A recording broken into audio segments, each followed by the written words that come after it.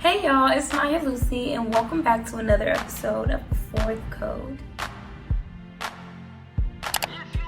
So in this episode, we're actually going to discuss Java components. We are getting closer and closer to writing our first Java program, but just to ensure that you know everything that you need to know, that you're installing everything that you need to install in your computer to run your program, we're going to cover this topic. So some might say, why do I need to know about this? Does this actually influence whether or not I'm able to write and understand the Java language? And kinda no, but kinda yes. You always just want to be as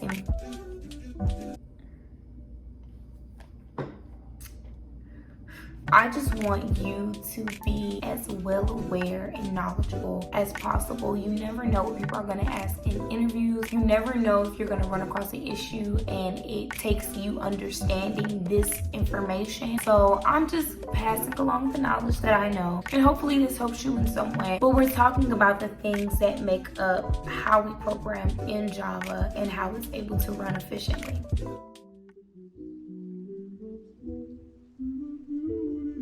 So Java itself is made up of three components. We have the JVM, the JRE, and the JDK. The JVM stands for Java Virtual Machine, and it acts as a translator. It translates our Java program to a machine language for the computer to understand and run the code. So have you ever wrote a Word document on a Mac using Pages and then tried to go to a Windows computer and open that same document that you wrote in Pages? You know how sometimes a lot of the fonts don't carry over and some of the indentations are just all out of whack? Or have you ever tried to look for an application that you know is in the Apple App Store and Google Play, but you notice that it's not there? This is probably because these are non-WORA applications. WORA applications, which stands for Write Once, Run Anywhere, are basically applications that you can write and then they're transferable to any device if they have the software to depend on it. Meaning, if I wrote it for an Apple device, if it was a Word application, I would be able to run it on an Android device. If it's a non-Word application, I wouldn't be able to run that Apple application on an Android device because it doesn't have the necessary software to translate that code and allow it to run the same. The JVM is that software for Java.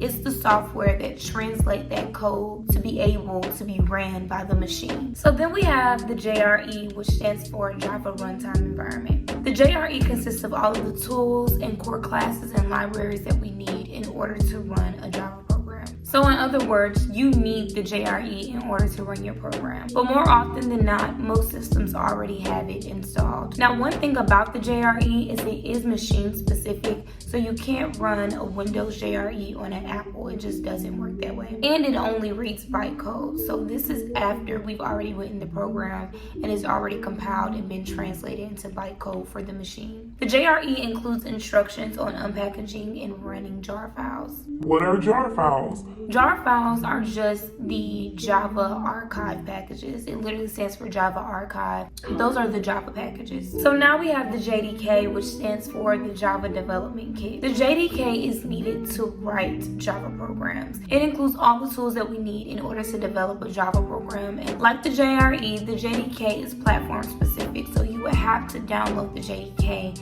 that's compatible for that machine. A JDK includes things like our compiler, which we discussed on episode 1, is what translates our code into the bytecode or the machine language. It also includes a debugger, which is what we use in order to find the bugs and errors within our program. An archiver, which is used to package our Java files into jar files. And also a documentation generator or JavaDoc, which we use to add comments to our Java files. So if I didn't make it clear, which I probably didn't, the JDK consists of the JRE and the JVM. So once you install the JDK, you'll pretty much have all of these tools that I've just discussed, and you'll have everything you need to write and read your Java program. Thank you for watching this video. As I said before, we are getting closer and closer to writing our first Java program. Yes!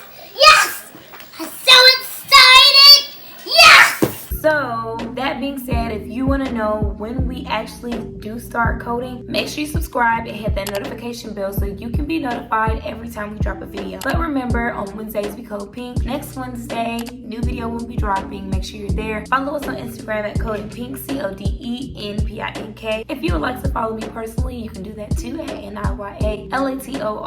That is Nihilator, not Nia Taylor. Once again, thank you so much for watching this video. I appreciate all the support. Be sure to hit that like button, and I will see you next Wednesday.